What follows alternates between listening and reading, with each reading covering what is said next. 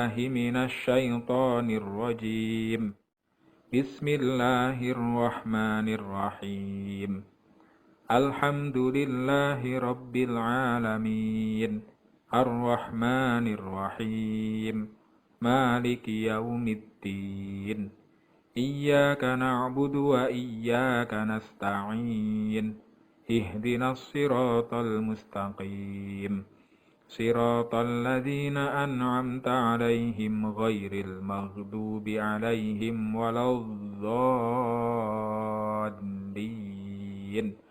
رب اغفر لي ولوالدي وللمؤمنين آمين رب اشرح لي صدري ويسر لي أمري واحلل عقدة من لساني يفقه قولي ربي زدني علما وارزقني فهما آمين يا رب العالمين.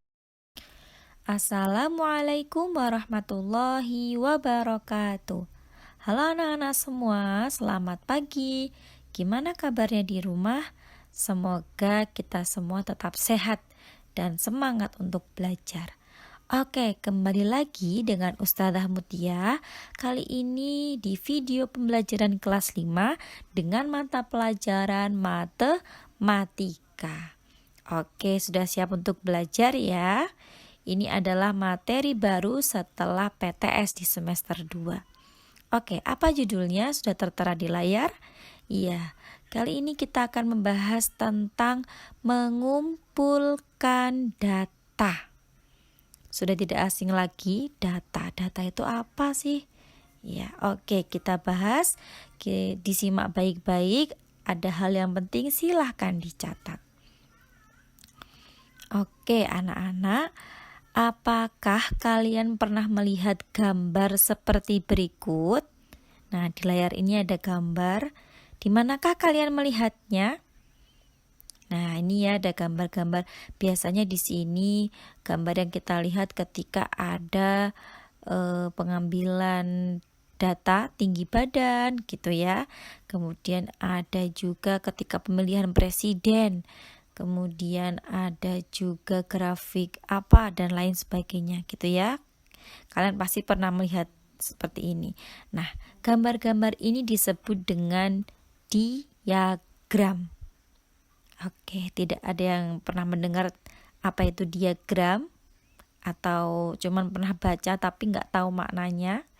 Oke, kali ini kita bahas.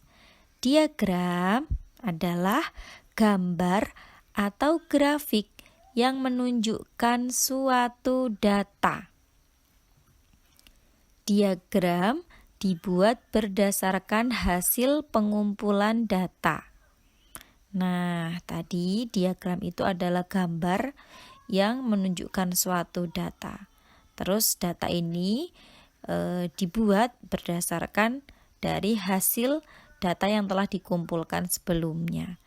Lalu, bagaimana cara mengumpulkan data? Ada yang sudah tahu gimana sih cara ngumpulin data?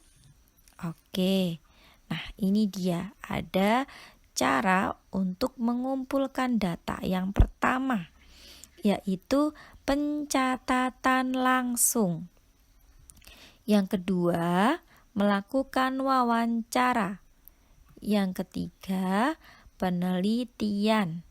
Dan yang terakhir yaitu menyebarkan angket atau kuesioner. Nah, kita akan membahas 4 cara untuk mengumpulkan data. Kita bahas yang pertama yaitu pencatatan langsung. Nah, di sini Ustazah langsung berikan contoh supaya anak-anak cepat paham. Contohnya, ketika kita ingin mendapatkan data ukuran sepatu siswa kelas 5, kita langsung tuliskan saja atau dicatat langsung. Ada 2 kolom atau 2 tabel di sini. Yang pertama, kolom yang pertama adalah ukuran sepatunya dan kolom yang kedua adalah jumlah siswanya. Contohnya, ukuran sepatu 33 itu adalah ada 10 siswa yang berukuran sepatu 33, kemudian ukuran 34 ada 7 siswa, ukuran 35 ada 10, dan seterusnya sampai seluruh siswa kelas 5 sudah tercantum dalam ukuran sepatunya. Begitu.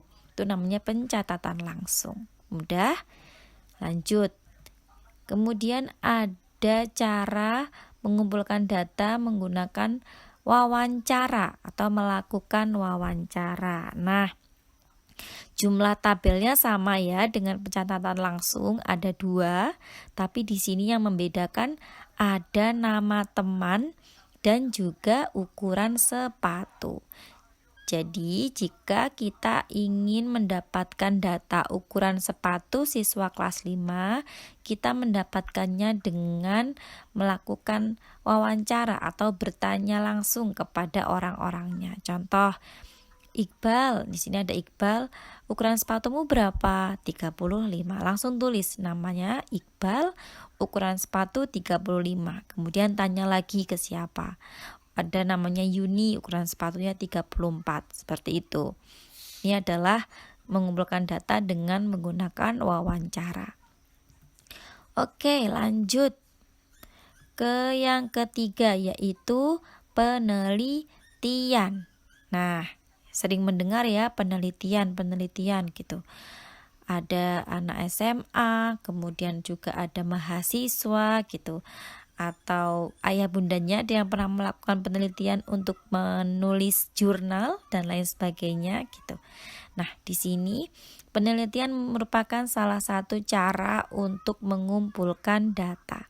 Nah, contohnya yang mudah ya ini.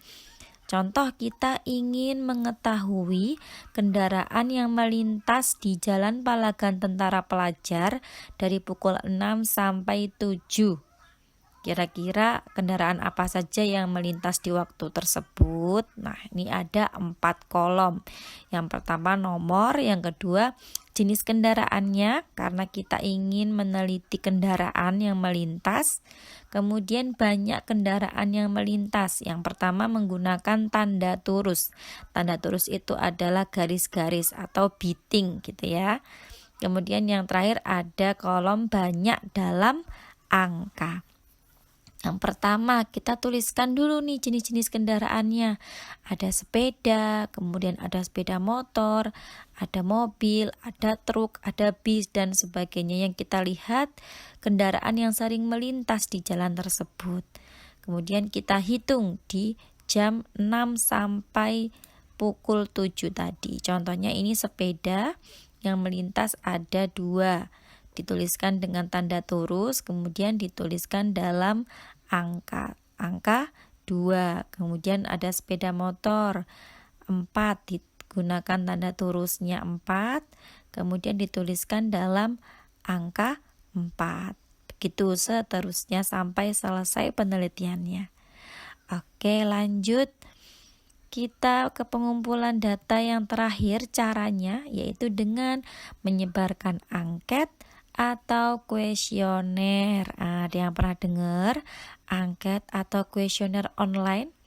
Atau mungkin anak-anak sebetulnya pernah mengisi ya, disuruh mengisi lembaran gitu, atau kalau sekarang disuruh mengisi secara online gitu. Nah, ini merupakan salah satu cara untuk mengumpulkan data. Kalau via online sekarang ya menggunakannya kuesioner secara online, biasanya pakai Google Form gitu-gitu. Nah, ini contohnya di sini ada kuesioner olahraga kegemaran siswa kelas 5. Jadi untuk mengetahui olahraga kegemaran siswa kelas 5. Di sini ada nama titik 2. Nah, ini harus diisi oleh target kita yang akan kita mintai data. Kemudian ada petunjuknya atau ada perintahnya.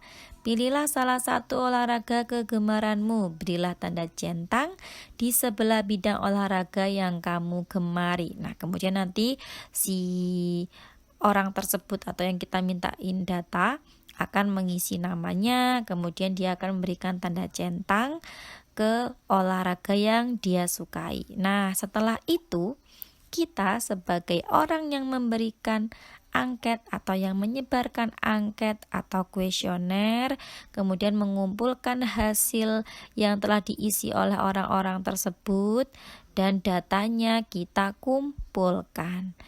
Misal yang suka futsal ada berapa orang, yang suka sepak bola ada berapa orang, dan seterusnya. Nah, itu tadi ada 4 cara tentang bagaimana mengumpulkan data. Oke, mudah sekali ya tadi. Ustazah langsung berikan contohnya karena singkat. Oke, anak-anak, di sini ada tugas yang harus kalian kerjakan supaya bisa lebih paham lagi untuk materi kali ini. Nanti silakan tugasnya dikerjakan di buku tulis masing-masing dan diupload di laman Sinau atau Moodle di kelasnya masing-masing. Oke, itu aja dari Ustazah. Tetap semangat belajar dan selalu jaga kesehatan. Sekian dari Ustazah akhiri. Wassalamualaikum warahmatullahi wabarakatuh.